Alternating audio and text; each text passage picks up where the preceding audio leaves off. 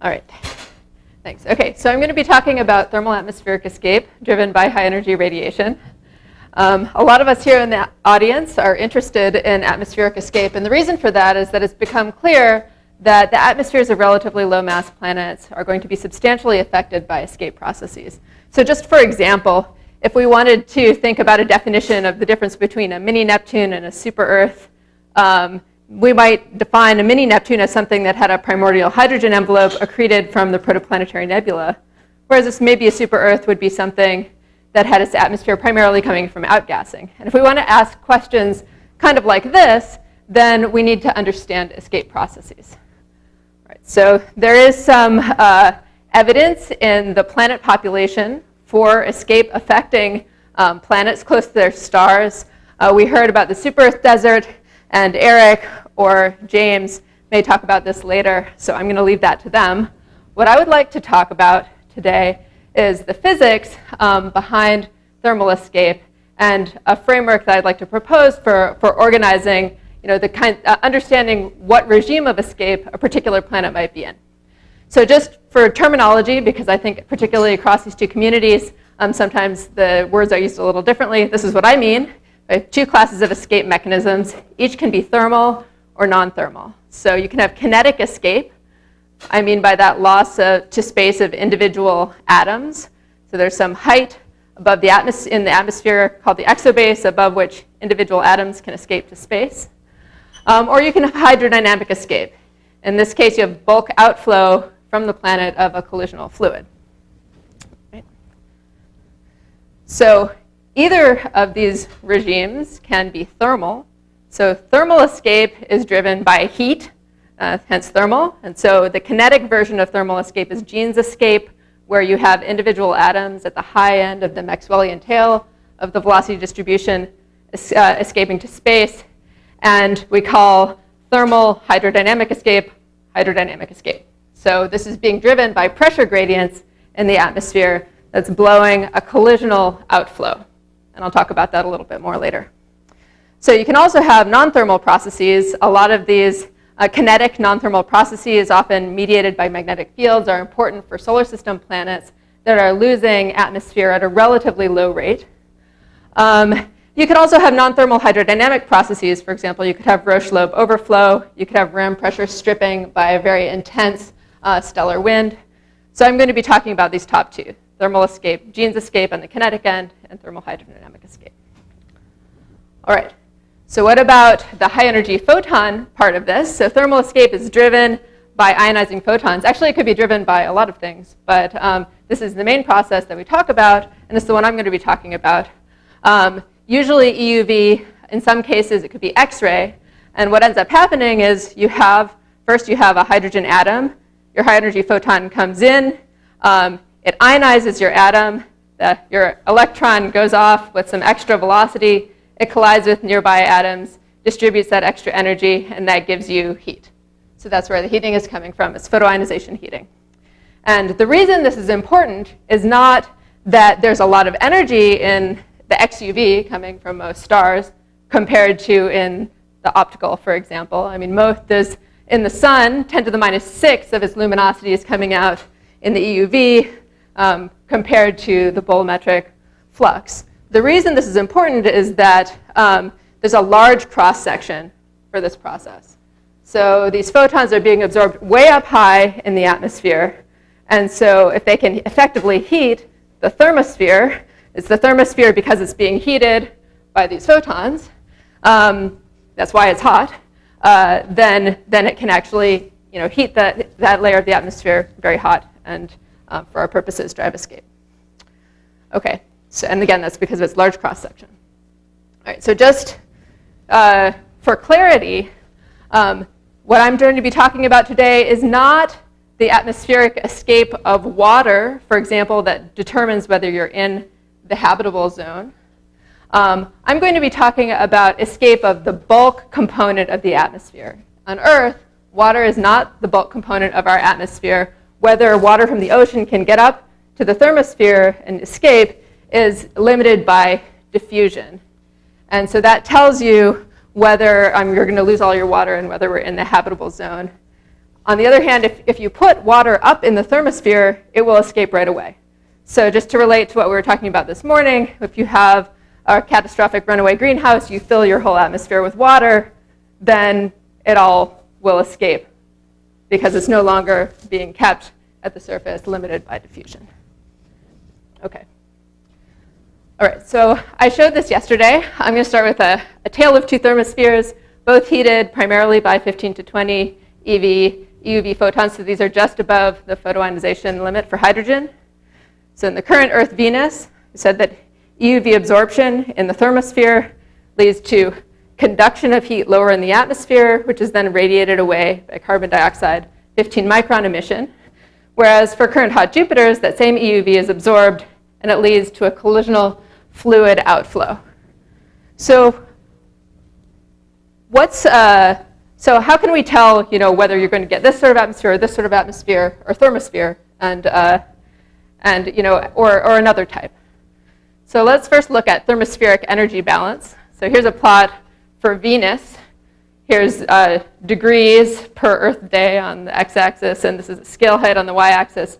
On the right is the heating processes, and on the left is cooling.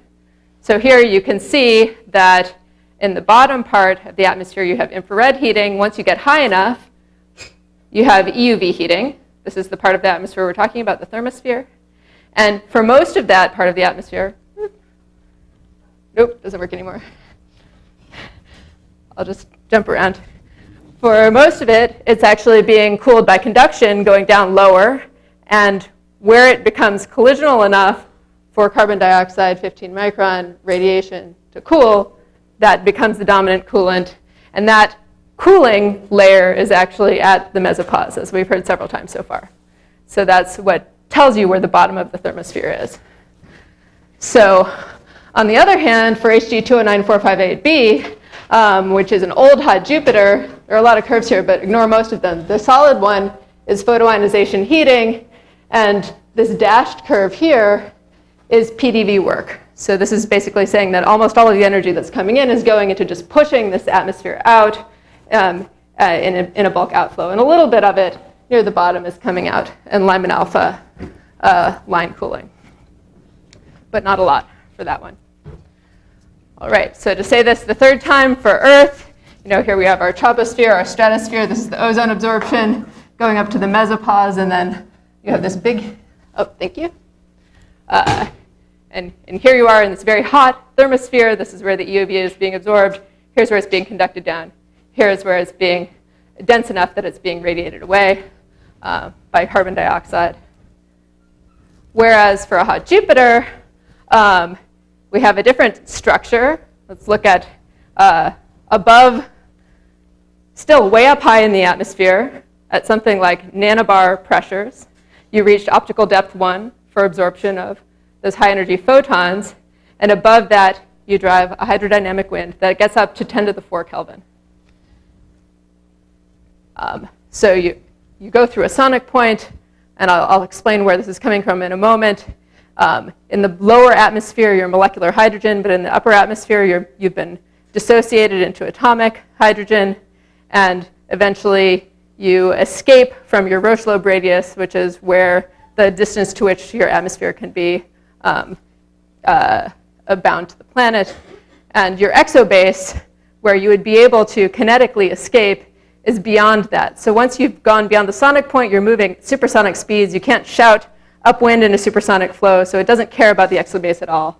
There's no kinetic processes here. It's all a fluid outflow. Okay, so what generates a Parker wind? If you're not familiar with the Parker wind, just to go through the SOT process, let's imagine first that we have a fluid. It's collisional. It's isothermal. You try to write down a hydrostatic atmosphere out to infinity. You can do this yourself. Your pressure at infinity will be greater than 0. This is bad because it means that it will be accelerated outward. So in this case, the energy for the work that's going on here is coming from this isothermal assumption. So we're not going to be able to keep that, but it's still worth thinking about this as a thought experiment. So now you have a velocity pushing this outward.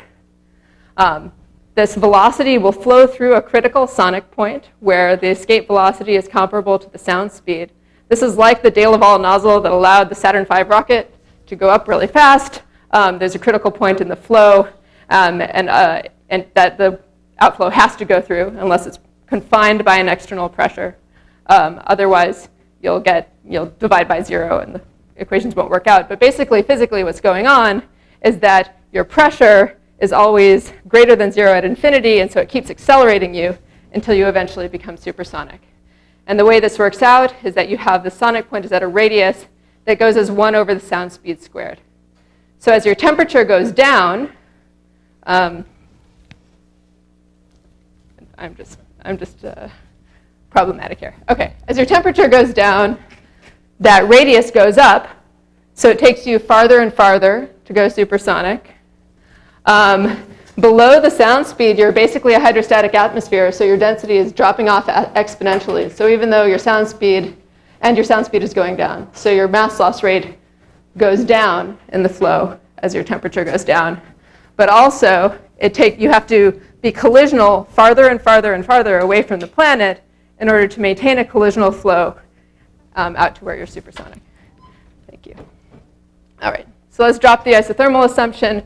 Now, in a more realistic atmosphere, you have heating from photoionization. That's setting the lower boundary condition. The pressure at about nanobars is set by where optical depth is 1 to photoionization. Heating, you still assume that this fluid that's here. You still assume that it's collisional, and you can get a nice outflow solution. It takes some work to actually get the solution, but you can do it. And for very high fluxes, you end up actually having ionization recombination balance at the base, just like an H2 region, for those of you who are familiar. Okay, so that's a Parker wind. But there are a few more thermospheres that it's worth considering, just for our purposes today. Early Earth-Venus has been considered, where you have strong EUV absorption, strong enough to conduct a lot of heat lower in the atmosphere that cannot be radiated away effectively. At least this is what the model does. Thanks. And that leads to a collisional fluid outflow from higher up. So this actually leads you to an escape from higher up in the atmosphere that increases your escape rate compared to what you would get if you didn't consider conduction. And early hot Jupiters, perhaps X-ray absorption leads to metal line emission, and you'll have both radiative cooling and a collisional fluid outflow. Okay. So I don't have time to go into this in detail. I'm happy to talk about this with anyone who's interested. But there's a classic paper by Watson that considers conduction for the early Earth. It's basically giving you that puffiness that I talked about. I'm worried about the collisionality in those models. Whereas Ben modeling showing that radiative cooling is important at both high or low fluxes. But here's the way I suggest that we think about this. We need to follow the energy. So we're depositing this energy in the thermosphere. And what can happen to it? It can be radiated away in place. That can happen for hot Jupiters orbiting T Tauri stars. You'll have a lot of it going out in either metal line cooling or Lyman alpha, plus an outflow. It can be conducted lower in the atmosphere, then radiated away, as for Earth and Venus. Or it can drive an outflow, which may or may not be energy limited, as for hot Jupiters or the early Earth and Venus inflated by conduction. So why isn't it easy to just calculate this? The reason is that the temperature and the escape rate are coupled in your atmosphere. So as you're outflowing your atmosphere, you're doing work on it, so you're changing its temperature. So if you want to calculate your outflow rate, you don't know your temperature to begin with. So if you don't know what regime you're in, this is what I think that you can do. So if we write down Jean's escape, hydrodynamic winds, and this is immediate blow-off. This is when you're so hot that basically your thermal velocity is the escape velocity from your planet at your surface. We can actually write this down as a single curve if we do it in the following way.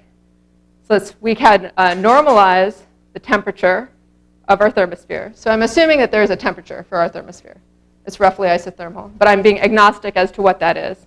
And I'm going to write that temperature as a thermal velocity normalized to the escape rate from the planet. And I'm going to use that as a parameter. I don't know what the temperature is. It's a parameter. And then I'm going to calculate a normalized mass loss rate based on this parameter. And the only thing I have to pick is the ratio between the collisional cross-section in the atmosphere, and the absorption cross-section for the high-energy photons. And that tells you where you transition from a wind to Jeans escape. That tells you where you're depositing your energy, how high your atmosphere stays collisional before things start becoming kinetic. That's the only parameter. So we can write down this single curve, and then I'll just show you what we can do with it. Now for a particular system, and this just has a break in it because it's an old version, I can non-dimensionalize it, put in dimensions, and plot mass loss rate as a function of temperature. And now I can say, well, let's imagine that there is no radiative cooling, there's no conduction. What would the energy limited mass loss rate be here? This is for a hot Jupiter. And it puts it up at something like 10 to the 4 Kelvin in the Parker wind regime. Now I know that that's a temperature that won't necessarily have strong radiative coolants. And it's self-consistent chemically if I do this for atomic hydrogen. So basically I'm done. I can do the same thing for Earth and get myself into the Jeans regime where conduction is important. And then I know that I have to redo my calculation, including conduction. Okay, so there's additional physics here. You have to put in tides, dissociation, ionization, chemistry. This slide is just to say that this framework doesn't absolve you from actually thinking. You still need to know what's going on in your atmosphere. But once you've thought, now you can go ahead and do this for any atmosphere that you like and get the framework for the escape from that atmosphere that you need to know in order to do a more detailed model. So this is an example for 6 Earth masses and 2.7 Earth radii at fluxes from the current sun at 0.05 AU. You end up with an energy-limited hydrodynamic wind, mostly atomic hydrogen, no significant puffing or radiative cooling, large mass loss rate, 1% over 5 gigayears. At 1 AU, Jeans escape, tiny mass loss. The details of what the outcomes here aren't important. Oh, I just wanted to point out, this has to be H2. The point is, if you go through this thought process, you can end up with what regime you think you should be in. So here, for example, there's little radiative cooling, so it's too hot for H2. You need atomic hydrogen in this same planet around a young sun. Okay, so this is the idea. For any planet that you're thinking about, you consider the composition that you want. You can put in your temperature versus your mass loss rate, find where energy limited escape would put you on this plot, decide if it's too hot or too, for what your assumptions, decide if radiative cooling and conduction are important, and redo your model. So I'll just end by saying that there are a lot of other pieces of physics that can go into these calculations, for example, magnetic structure, stellar wind interactions. I've been working on 3D modeling of outflows from hot Jupiters with Caitlin Crater and John McCann, as well as Anjali Tripathi. So Caitlin and John are in the audience. I know James Owen has also been doing that.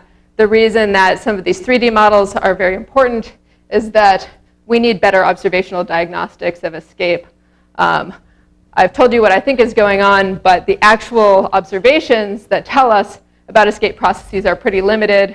I think I'm out of time here, so we have uncertain measurements of Lyman alpha absorption. We have uncertain measurements of isotope ratios on Earth, and the planets in our solar system are losing mass at a low rate. So we really don't have any good observational diagnostics to say that really anything that I just said was correct. So that would be nice to do better on. Okay, thanks. Jan.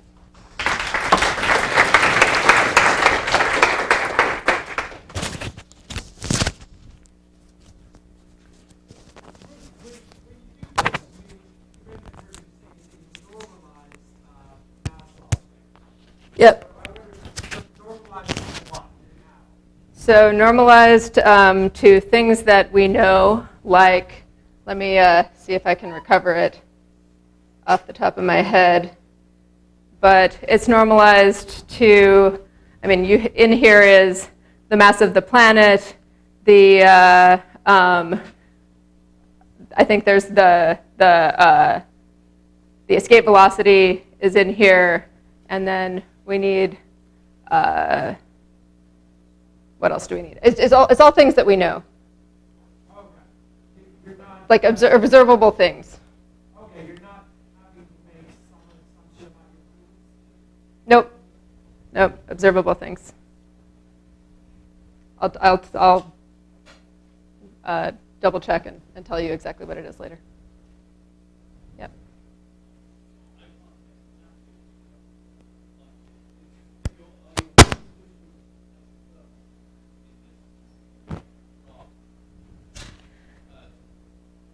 So this is, right, so these are all isothermal solutions. So this is a temperature as a function of temperature.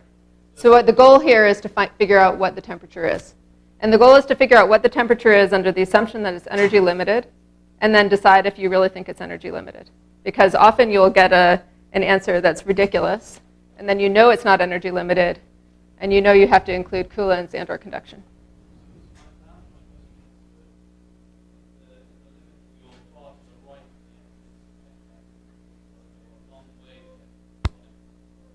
Yep.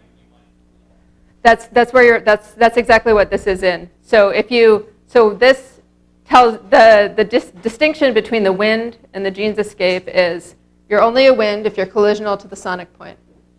If you're not collisional to the sonic point, you are not a wind. You're in Jeans escape. And the little bit here is that I've taken, there's like a little bit of this phase space where I've done a velocity modified boosted Jeans to make these match nicely. But if, for example, your collision cross-section versus your absorption cross-section were different, then you would be a wind a little out further and then Jeans. So you'd have a different profile. This is not the same curve as this. This is, and the limit between them is whether you're collisional out to your sonic point.